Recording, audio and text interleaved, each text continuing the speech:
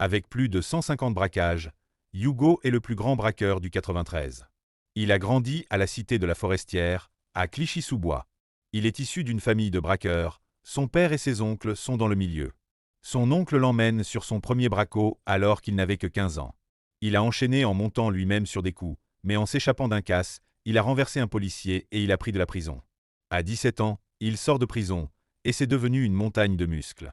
Il intègre une équipe de braqueurs de Vitry, le 9-4 c'est la capitale des bracos, il est dans son élément là-bas. Il se spécialise dans le cambriolage de coffres-forts de magasins.